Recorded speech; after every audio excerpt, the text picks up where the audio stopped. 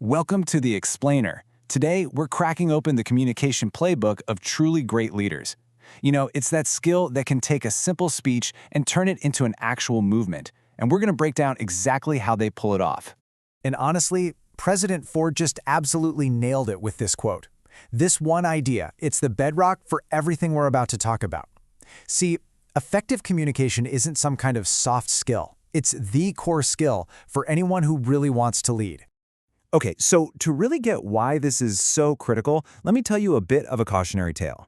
Picture this. An executive. He's at the absolute peak of his career. He's about to get this huge, prestigious award. He's hired the best speechwriter money can buy. He's even rehearsed on the actual stage. He thinks he's done everything right. Or so he thinks. So, what went wrong? Well, in all of that meticulous preparation, he completely missed the most critical element. His audience. He just failed to read the room. They weren't there to hear a long, drawn-out speech. They were thirsty. And just like that, his big moment of honor completely devolved into a mess of catcalls and chaos. So that's the real question, isn't it? The difference between that executive and a leader who actually inspires people. It comes down to a clear, repeatable playbook. It's not about getting lucky, it's all about strategy. And it starts with the most important play of all. Okay, let's dive into this first play. And what's so fascinating here is that it has absolutely nothing to do with fancy words or slick presentation skills. Nope, it's all about who you are before you even open your mouth.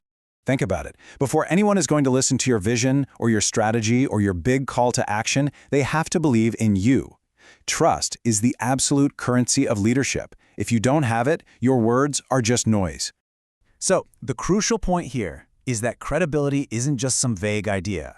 It's built on these four very specific, very actionable pillars. And there's a psychology to it.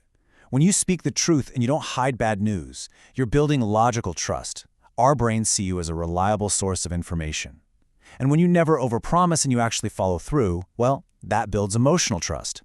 We feel like we can depend on you. That's how it's built, piece by methodical piece. Now get this. This quote here is from Katharine Graham. She would go on to become one of the most powerful and respected publishers in history, but look where she started, from a place of profound self-doubt.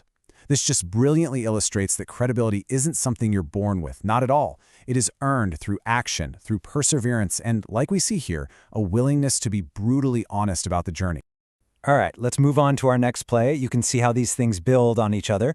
So once you have that foundation of credibility, now it's time to focus on the message itself. This is where you shape your vision into something that people can actually grab onto and, most importantly, remember. Great leaders are adaptable, but they often have a natural style they lean into, usually one of these four. You've got the visionary who inspires everyone with a cause. Then there's the coach who's all about developing people one-on-one.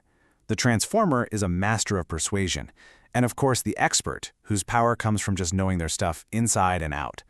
Understanding which one you are is so key to crafting a message that feels authentic and real.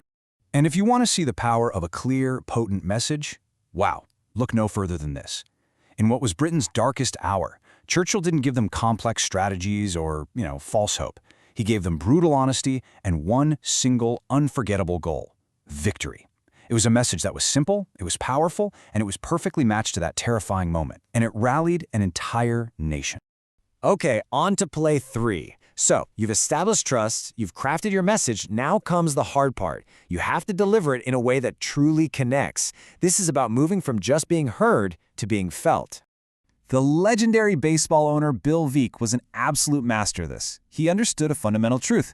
If you want to connect with your audience, you have to know what they truly value.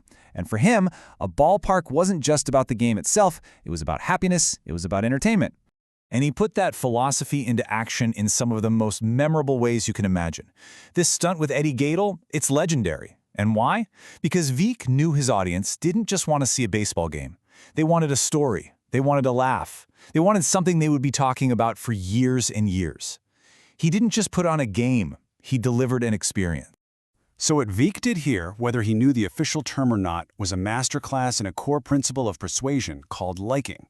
By creating this fun, shared, totally unforgettable moment, he made people like him and his team. He understood that a positive emotional connection, well, it's one of the most powerful tools a leader can possibly have. So, you've built that credibility. You've crafted your message. You've delivered it with impact. Let's look at the final piece of our playbook, making your message actually stick around. This is all about creating an echo that keeps going long after you've stopped speaking. Oprah Winfrey is maybe the modern master of creating this echo. Her message sticks because it isn't about one single show or one single topic. No, it's rooted in a consistent, decades-long mission to serve her audience as a teacher, as an enabler of better lives. And it's that consistency that creates such a powerful, lasting legacy. And really, that's the ultimate takeaway here. Your communication is so much more than just words. It is the legacy you are building every single day. By following this playbook, by building that credibility, crafting a clear message, connecting with real impact, and creating that echo, you're not just speaking. You're defining who you are as a leader.